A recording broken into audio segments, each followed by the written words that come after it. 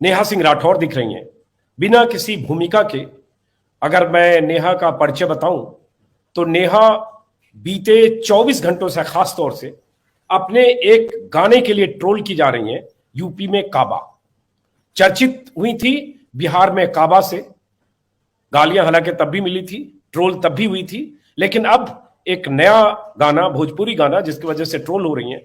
तो मैंने सोचा कि जरा बात भी की जाए, समझें कि ट्रोल करने वाले क्या चाहते हैं, कौन लोग ट्रोल कर रहे हैं, और नेहा ने क्यों यूपी में काबा लिखा और क्यों काबा गाया ऐसे समय में, जब चुनाव में अब 25 दिन बाकी हैं, ऐसे समय में जब रवि किशन जो सांसद भी हैं बीजेपी के, भोजपुरी अभिनेता भी हैं, प्रचारक भी हैं, वो अगर एक गाना यूपी में सब्बा गाते हैं तो जवाब अगर नेहा सिंह राठौर की आवाज में सामने ये आता है कि यूपी में काबा, तो इसकी वजह क्या थी, और उसके बाद वो कौन लोग हैं जो जो नेहा सिंह राठौर के इस गाने पर ट्रोल करते हैं, वो कौन लोग हैं जिन्हें एक सिंगर का गाना, जिन्हें एक सिंगर की तरफ से अपनी आवाज में, अपने अंदाज में यूपी की सत्ता की खामियों को बताना नागवार लगता है।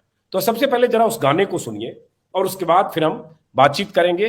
और मैं चाहूंगा कि कुछ हमारे दर्शक अगर सवाल पूछना चाहेंगे, चूंकि लाइव है इसलिए कुछ दर्शक सवाल पूछ सकते हैं, उनके सवाल का जवाब भी मैं चाहूंगा नेहा दें। तो सबसे पहले जरा सुनते हैं नेहा का वो गाना। आज मैंने सुना, मैं बुलंदशहर से आया हूं और मुझे लगा कि बात की जानी चाहिए, इसलिए पहले गाना सुनते हैं। लड़की के परिवार बा अरे काबा यूपी में काबा, कोरोना से लाखन मर गईले, लाशन से गंगा भर गईले, कोरोना से लाखन मर गईले, लाशन से गंगा भर गईले, टिकटिया कफन नोचत कुकुर बिलार बा। है बाबा बाबा यूपी में काबा, मंत्री के बेटवा बड़ी रंगदार बा, मंत्री के बेटवा बड़ी रंगदार बा, किसानन के छाती पे रंगत मोटर कार बा, ए चौकीदार बोला के जिम्मेदार बा। काबा यूपी में काबा, रामराज के झांकी बा, काशी मथुरा बाकी बा, रामराज के झांकी बा, काशी मथुरा बाकी बा, गोरखपुर में खून से रंगल गोतल पूरा खाकी बा। काबा यूपी में काबा, जय श्री राम के जाप बा और सगरो बैठल खाप बा, जय श्री राम के जाप बा और सगरो बैठल खाप बा, मंदिर मस्जिद में ठानल गई रार बा। अरे काबा यूपी में काबा, जिंदगी झंड बा फिर भी घमंड बा। इस गाने की जो आखिरी लाइन है, पहले तो बीच में बहुत मारक लाइनें हैं, और अगर देखें तो एक गायक, एक सिंगर अपनी आवाज में, अपने अंदाज में कैसे सत्ता और सियासत और सरकार पर चोट करता है, उसकी मिसाल है 2 मिनट का ये गाना। लेकिन आखिरी लाइन है, जिंदगी झंडबा फिर भी घमंडबा। ये डायलॉग रवि किशन का है, और कुछ लोग इसी 1-2 जुमले और डायलॉग से मशहूर होते हैं। जैसे रिंकिया के पापा मशहूर हैं, वो भी बीजेपी के सांसद हैं, वैसे जिंदगी झंडबा वाले रवि किशन भी मशहूर हैं, और उसके बाद उनका वो गाना। तो नेहा, सबसे पहले ये बताओ, इस गाने को मैंने सुना, इस गाने में अगर मैं इसकी लाइनों को देखूं, लखीमपुर खीरी का जिक्र है, गोरखपुर में जो हत्या हुई उसका जिक्र है, कोरोना में इतने लोगों की मौत हुई उसका जिक्र है, गंगा के किनारे लाशें दिखी या गंगा में तैरी उसका जिक्र है, हाथरस का जिक्र है, रोजगार का जिक्र है, परिवार का जिक्र है, दरबार का जिक्र है, और रामराज, काशी और मथुरा सबका जिक्र है। तो पहले ये बताओ कि चुनाव में जब बहुत कम वक्त है तो ये ख्याल आया, आपने ये गाना लिखा, और अब जब मैं 24 घंटे से लिखा और गाया, अब मैं 48 घंटे 24 घंटे से सुन रहा हूं कि आपको ट्रोल किया जा रहा है। पहले ये बताओ, चूंकि मैंने बहुत ज्यादा देखा नहीं कौन लोग ट्रोल कर रहे हैं, ये कौन लोग ट्रोल कर रहे हैं और ट्रोल करने वाले क्या कह रहे हैं आपको? सही बात है सर। सबसे पहले तो आपको नमस्कार, और जितने सारे दर्शक अभी लाइव जुड़ रहे हैं आप सभी को नमस्कार, और बिल्कुल सवाल कर सकते हैं, मैं बिल्कुल जवाब दूंगी। तो सर, मैंने गाना गाया यूपी में काबा। सबसे पहले तो मैं ये बताऊंगी, क्योंकि आपका प्रश्न था क्यों गाया चुनाव के टाइम पे ही, क्योंकि सर मुझे लगता है कि चुनाव के टाइम पे जनता का ठीक ठाक दबाव रहता है सरकारों पर, ठीक है, क्योंकि उसके बाद तो फिर बल्ले बल्ले हो जाता है, वो भी टटा बाय बाय करके कोई भी पार्टी जीत जाए तो उसके बाद अपनी शक्ल दिखाने नहीं आती है ना। चुनाव में जुमलेबाजी होते हैं, मैं तो ये कर दूंगा, मैं तो वो कर दूंगा, मैं सभी पार्टियों की बात कर रही हूँ। फिर कोई एक पार्टी जीत जाती है और इसके बाद भैया उनकी रंगबाजी शुरू हो जाती है, और हम जनता वैसे ही बस लाचार बने बैठे रहते हैं। तो चुनाव के टाइम पे जनता का ठीक ठाक दबाव रहता है ना, इसीलिए मैंने ये क्या बोलते हैं यूपी में काबा गाया है। ट्रोल करने वाले सर बिहार में काबा जब गाया था तब भी ट्रोल कर रहे थे, लोग कह रहे थे कि आरजेडी की एजेंट है, अभी कह रहे हैं कि ये सपा की एजेंट है। भैया मतलब मुझे लगता है जब मैं गा रही हूँ बिहार में काबा सर, जब मैंने गाया था तो मैंने गाया कि 15 साल चच्चा रहले 15 साल पप्पा, तबो ना मिटल बेरोजगारी के ठप्पा। आपको भी याद है, आपने भी मेरा इंटरव्यू दिया था सर। तो जब मैं 15 साल पप्पा की बात कर रही हूँ और फिर मैं गा रही हूँ 30 साल शासन के देखा बाहर जिंदगी से जूझे विकसवा, 30 साल शासन में ये बाहर बा कि जब विकास बा वो वेंटिलेटर पे सुतल बा, जिंदगी से जूझ रहल बा, अंतिम सांस गिन रहल बा। तो अगर मैं आरजेडी की एजेंट होती तो लालू जी मुझे धक्के मार के बाहर नहीं निकाल देते कि ये कैसी एजेंट होती है। भाई हमारी तरफदारी करो, विपक्षी पार्टियों की, अरे सॉरी सत्ता की पार्टियों की आलोचना करो, लेकिन यहाँ तो बैठ के 30 साल की बात करी जा रही है। तो कहीं ना कहीं आपको ये समझना होगा कि हम जो है निष्पक्ष भाव से काम कर रहे हैं। खैर मैं सफाई नहीं देना चाहती, मुझे पता चल चुका है कि इनको भी पता है कि मैं निष्पक्ष काम कर रही हूँ, पर भैया इनको तो है कि भैया हम तो हम हैं। ट्रोल करने वाले सर बहुत भद्दा भद्दा कमेंट लिखते हैं, डिमोरलाइज करने की कोशिश करते हैं, पर मैं तो इसको चुनौती की तरह लेती हूँ। और मैं बता देना चाहती हूँ, अगर वो जो बड़े बड़ी पार्टियों की अपनी जो आईटी सेल होती है, भैया यहाँ पे ना फोड़े करवा देने हैं। मैं देखती हूँ आप कितना अश्लील टिप्पणियां लिखते हो। मैं इतने वीडियोस अपलोड करूंगी, इतने अपलोड करूंगी कि रात में आप सो नहीं पाइएगा कि सुबह में नेहा सिंह राठौर के पेज को रिपोर्ट करना है, उसके वीडियो की रीच घटानी है और अश्लील टिप्पणियां लिखते रहो, आपके उंगलियों में घाव करवा देना है। हाँ जी। थोड़ी आपकी नेहा, कुछ लोग लिख रहे हैं आवाज कम आ रही है, तो थोड़ा शायद इसका जो आपका माइक है उसको सही रखो, थोड़ा नजदीक रखो, लेकिन ठीक है। आगे नेहा सिंह राठौर से मैंने, मुझे लगता है पिछले साल, सवा साल पहले भी बात की थी एक बार, जब आपने बेरोजगारी के सवाल पर आपका वीडियो बहुत वायरल हुआ था, मेरे ख्याल से पहली बार तब, और उसके बाद फिर बिहार चुनाव के वक्त जिसका जिक्र आपने किया। तो नेहा, आप तो फिर अगर देखें तो ट्रोल और इस तरह के लोग, गालियां देने वाले लोग, या असहज होकर सामने वाले को किसी पार्टी का चमचा, दलाल, एजेंट बता देने वाले लोग, इसके लिए तो आपको अभ्यस्त हो जाना चाहिए। हम लोग जैसे अभ्यस्त हो गए, क्या फर्क पड़ता है, जिसको जो बोलना है बोले। सर बिल्कुल सही बात है। और क्या है ना कि सर आपकी उम्र हो गई सर, अभी हम थोड़े बच्चे हैं, अभी थोड़ा सीख रहे हैं, तो बिल्कुल ये तो मुझे आपसे सीखना चाहिए कि अभ्यस्त कैसे हुआ जाता कैसे सिखाई जाती है। सर आप बहुत अच्छा काम कर रहे हैं सर, मेरी शुभकामनाएं आपको सर। नेहा, और जैसे आप तो हम लोगों के इंस्पिरेशन है सर। हाँ जी। नहीं, आपने ये भी कह दिया कि आपकी उम्र हो गई है, आप सीनियर हैं, इसलिए आप गाली खाने के अभ्यस्त हैं, हमें टाइम लगेगा ट्रेन सर मेरा वो मतलब नहीं था। मैच्योर हो गए हैं, मैच्योरिटी लेवल हमारी थोड़ी कम है ना सर, सीख जाएंगे हम भी, आपकी तरह हो जाएंगे एक दिन। नहीं, अब ये बताओ कि कौन लोग हैं, क्या लगा आपको ये ट्रोल करने वाले आईटी सेल के लोग हैं, पार्टी विशेष के लोग हैं, कौन लोग हैं, क्या लिख रहे हैं? जैसे मैंने देखा आपने फेसबुक पर भी लिखा है, एक तरह से आपने एतराज दर्ज किया है, और ये भी कि मुझे कोई फर्क नहीं पड़ता और मैं डरने वाली नहीं हूं टाइप का। तो ये कौन लोग हैं? बेशक आईटी सेल है भैया, मैं सत्ता से सवाल कर रही हूँ, ठीक है, सत्ता की आंखों में आंखें डाल करके प्रश्न कर रही हूँ, ठीक है। तो सत्ता को तो अपनी आलोचना पसंद है नहीं, तो ये सत्ता के लोग हैं, ये सत्ता के अपने आईटी सेल हैं सर, ये वही लोग हैं, क्योंकि ये जनता तो है नहीं। ये मुझे पता है, जनता मुझे पसंद करती है, ठीक है, और जनता मुझे प्रोत्साहित करती है कि नेहा तुम सही काम कर रही हो, तुम जनता के हित की बात, जनता के मुद्दों की बात रख रही हो, तो तुम ये काम सही कर रही हो। पर ये वो पार्टी विशेष के लोग हैं, पार्टी विशेष के आईटी सेल हैं। हाँ, तो अभी नेहा, जब लास्ट टाइम हमने बात की थी पिछले साल, तब तुम रहती थी शायद बक्सर में, अब आप बनारस में रहते हो क्या? कहाँ रहते हो आप? बनारस में सर मैं आपको पर्सनली बताऊंगी कि मैं कहाँ रहती हूँ, मैं अभी नहीं बताऊंगी। चलो ठीक है, बताना। अब ये बताओ कि जैसे रवि किशन ने जो गाना गाया है, जिसके उनके हिसाब से यूपी में सब है, सब्बा, मैं चाहता हूं पहले 20 सेकंड दर्शकों को चाहता हूं वो गाना सुनाऊं, और उसी का जवाब नेहा सिंह राठौर ने दिया है। ये पूछूं कि जवाब है या स्वतः स्फूर्त जो कुछ यूपी में समझा वो है, उसके बाद आगे बात करते। सिर्फ 20 सेकंड रवि किशन को सुनते हैं जरा। ये जो नेहा, रवि किशन ने अपनी आवाज में यूपी का प्रचार किया है कि यूपी में सब बा, और ऐसे भी वो बाबा के इलाके के हैं, गोरखपुर से वो सांसद भी हैं, और अगर देखें तो रवि किशन के नाम से उनको हम लोग 20 साल से जानते थे, 25 साल से। रवि किशन शुक्ला हैं, ये हमें गोरखपुर में जब चुनाव लड़े तब पता चला। लेकिन रवि किशन शुक्ला ने अगर ये लिखा यूपी में सब बा, तो आपने उसको काउंटर करने के लिए ये यूपी में काबा गाया, या पहले भी आपके दिमाग में था कि यूपी में काबा गाना है? एक्चुअली मैं सही से बता नहीं सकती कि ये हुआ क्या है। कई लोग ऐसे मुझे लिख रहे हैं कि तुमने ऐसा ही काउंटर अटैक है और ये सारी चीजें, और हो भी सकता है कहीं ना कहीं ये संयोग हो गया है। मैं आपको बताऊं, एक्चुअली मैं यूपी में काबा नहीं गाने वाली थी, ठीक है। मैं यूपी इलेक्शन पे कुछ तो गाने वाली थी, ये तो एकदम सही बात है, क्योंकि मैं पॉलिटिकल सटायर गाती ही रहती हूँ। ऐसा नहीं है कि आज यूपी में काबा यूपी चुनाव में है तो गा रही हूँ, उससे पहले भी मैं गाती ही रही हूँ। तो ये तो तय था कि मैं गाऊंगी। पर एक दिन बस ऐसे ही मैं और हिमांशु से डिस्कस कर रहे थे कि क्या गाना सही रहेगा, तो उसने बोला तुम बिहार में काबा बड़ा सही गाई थी, तुम यूपी में काबा एक बार ट्राई करो। मैंने कहा देखो यार, अभी ये मैं नहीं गाऊंगी।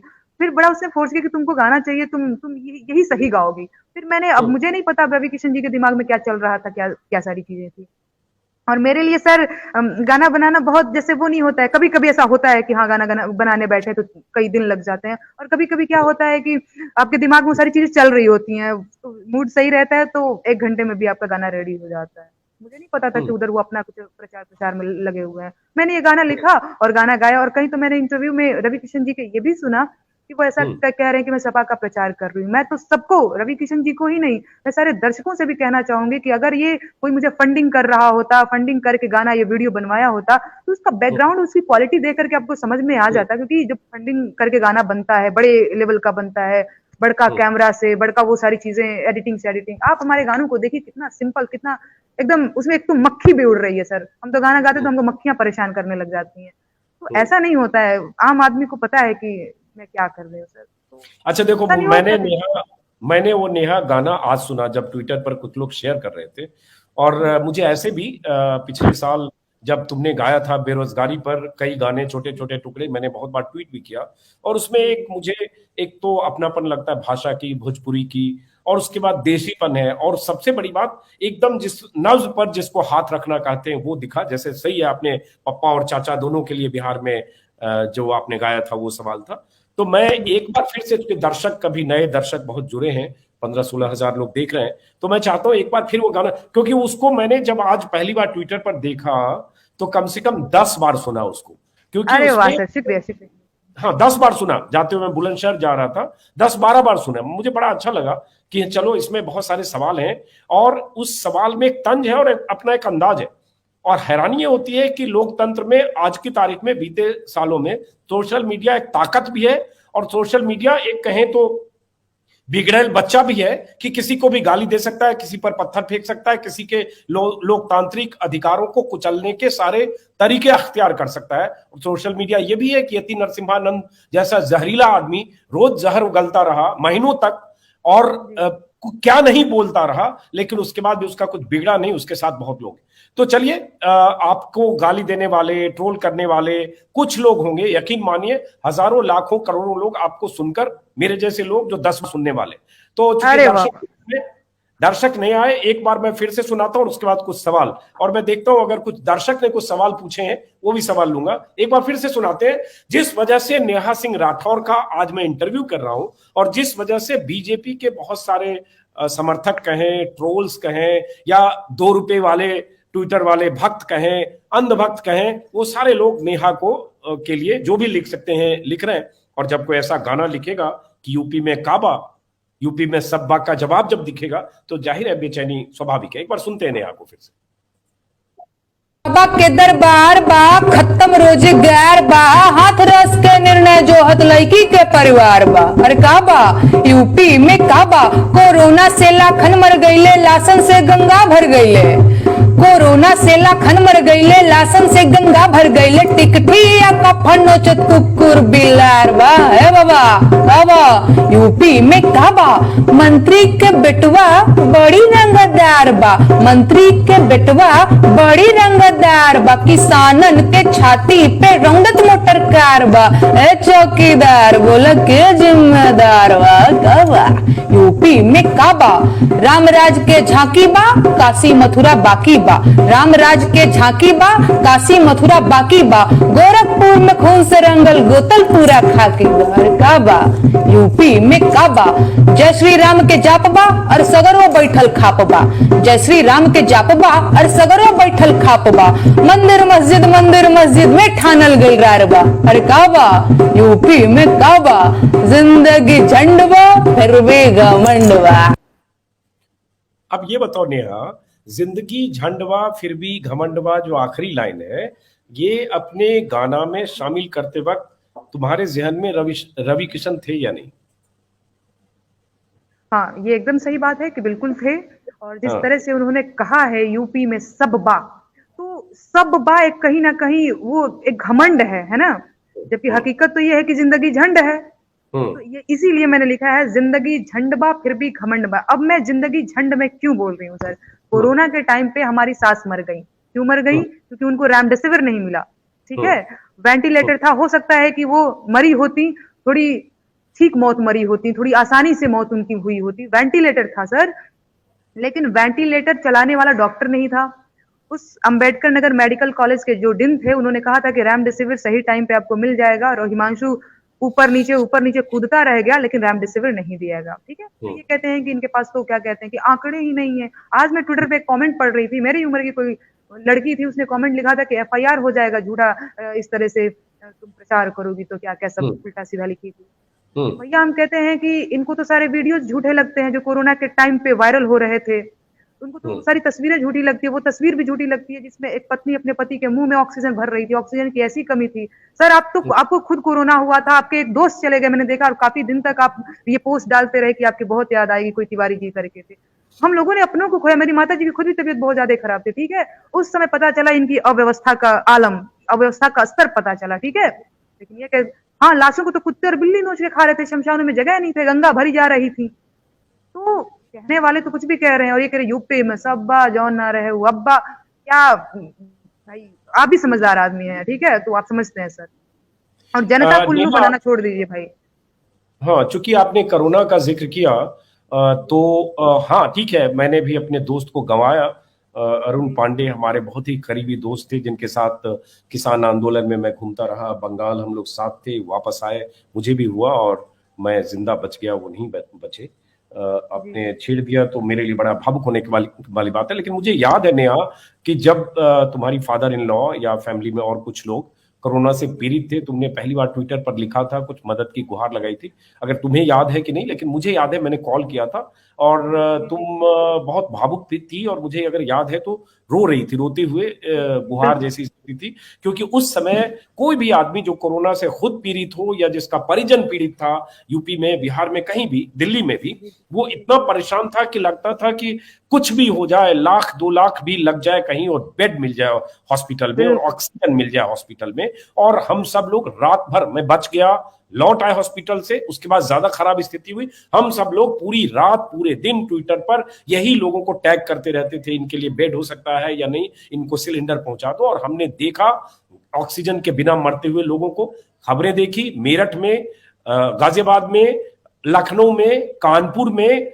बनारस में, जो प्रधानमंत्री की कंस्टिट्यूएंसी है, वहां एक महिला अपने बेटी की लाश लेकर भटक रही थी ऑटो पे। वो सारी तस्वीरें देखी, और गंगा में लाशें तैरने का जिसका आपने जिक्र किया, वो उस हकीकत से आंख अगर कोई सरकार छुपाती है तो वो सरकार, मैं क्या कहूं, शब्द का इस्तेमाल नहीं कर सकता। और उसके बाद अगर रवि किशन कहते हैं कि कोरोना में सब कुछ अच्छा था, मुझे याद नहीं आखिरी लाइन उन्होंने क्या कहा उस गाने में, यूपी में सब, तो उसका जवाब आपका वाजिब है और उस दौर को आपने देखा। अब आते हैं नेहा कि जब ऐसी चीजें लिखती हो जो किसी भी सरकार के लिए बहुत असहज पैदा करने वाली स्थिति है, क्योंकि चुनाव है, चुनाव में पहले दौर में 20 दिन 25 दिन बच गए, 10 फरवरी को चुनाव, और इतनी गालियां पड़ती है, इतनी आलोचना होती है, तो क्या घर वाले नहीं कहते नेहा कि कहाँ इन चक्रों में पड़े हो, लोक गायिका हो तुम, गुडी गुडी सा जैसा बाकी लोग लिखते गाते हैं उस तरह का करो, इस तरह से सरकार, सिस्टम, सत्ता से सवाल पूछने वाला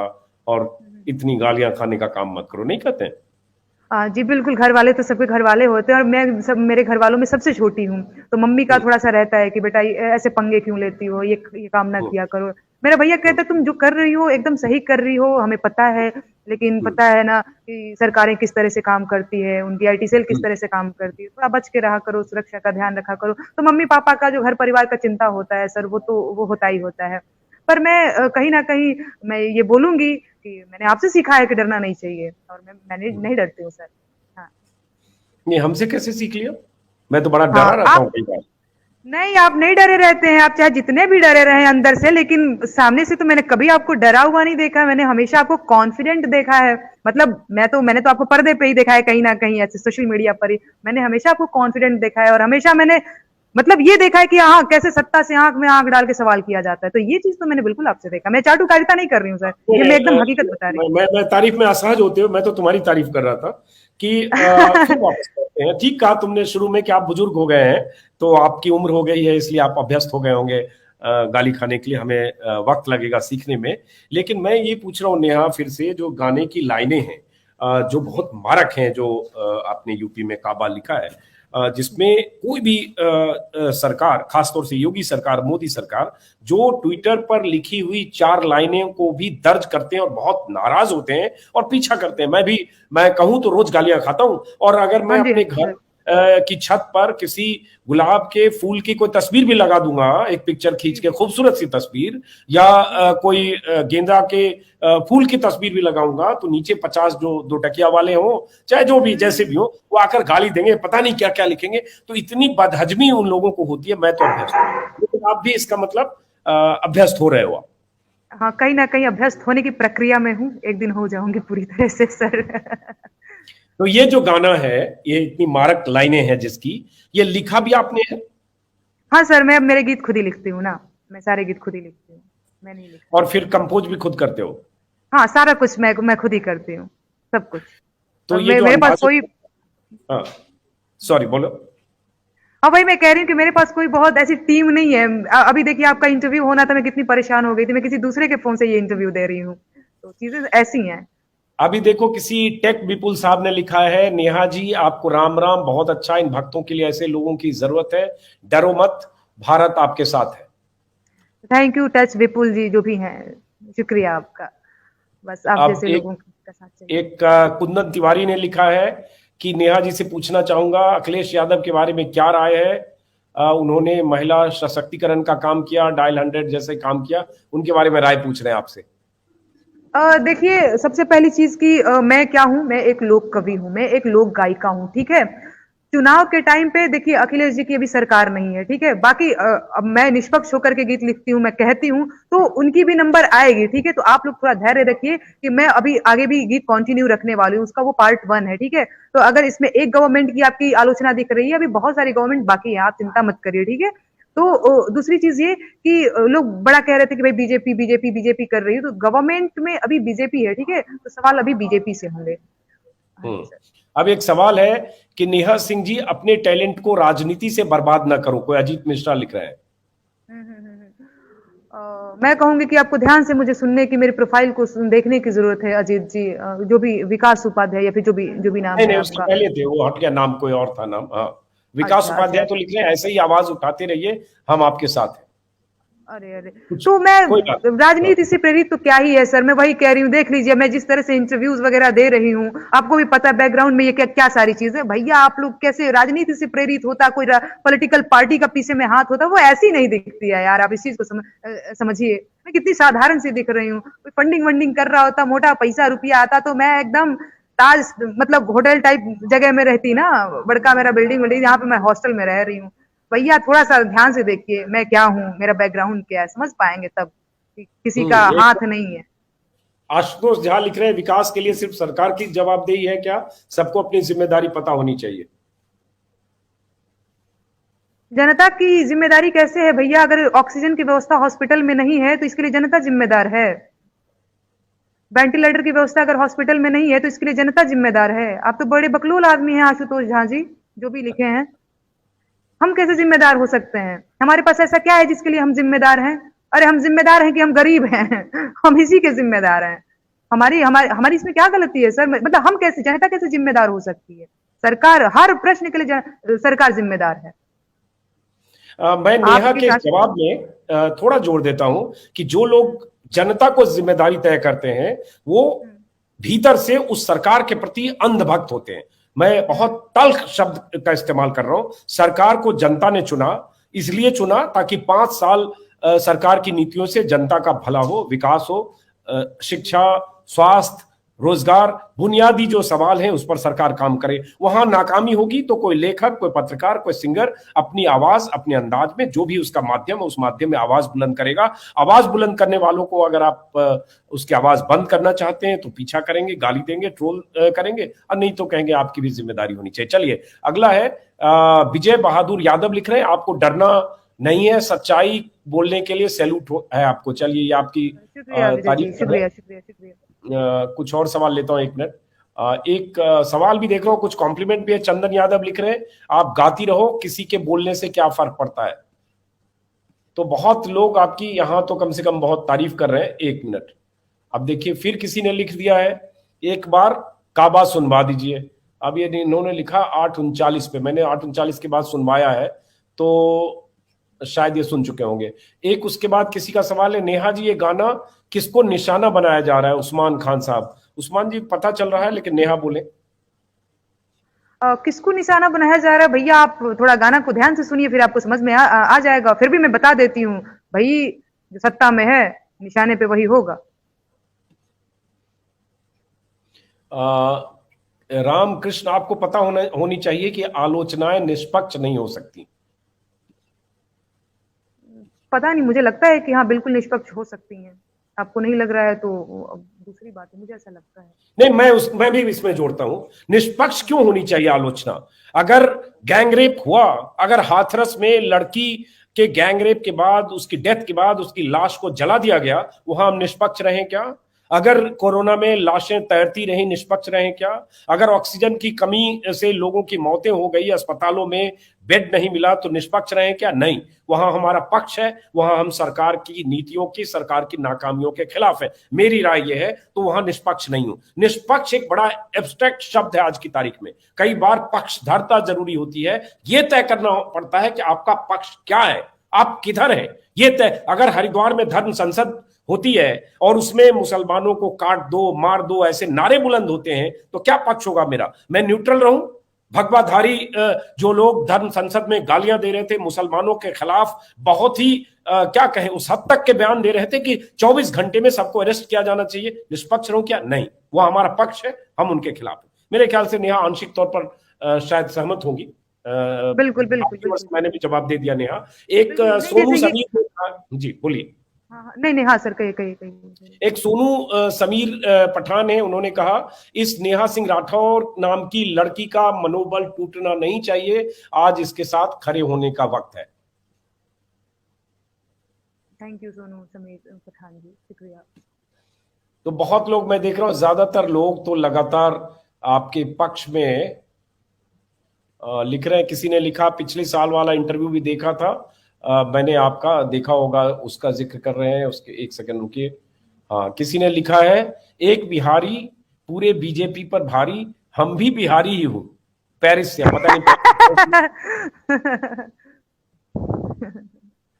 वैसे हम भी बिहारी हूं बोलते नहीं है, ये फिल्मों ने ऐसे बिहार को बदनाम किया। कहां बोलते हैं हम खाता हूं, कोई बोलता है? मैंने तो मैं 21 साल की उम्र तक बिहार में रहा हूं, हम खाता हूं मैंने किसी को नहीं सुना। ये फिल्मों में बोलते हैं, परेश रावल को बिहारी बना देंगे, ऐसा डायलॉग देगा। अब बाहर समझते हैं बिहार में ऐसे ही लोग हैं, यही हम खाता हूं बोलते हैं। हम भी बिहारी हूं कोई बोलता है, तो मजे ले रहे हैं जो भी है। दुश्मन आपको निशाना कर, लेकिन उनकी तरफ ध्यान न दो। चलिए, बहुत लोग हौसला अफजाई कर रहे हैं आपकी, जितने सारे लोग हौसला अफजाई कर रहे हैं, बहुत शुक्रिया। मुझे आप लोगों पे पूरा भरोसा है। बाकी 2-4 लोग ट्रोल जो करने वाले, मैं उतने कमेंट डाल नहीं पा रहा हूं। हम आपके आगे नतमस्तक हैं। गुड वर्क, बहुत अच्छा।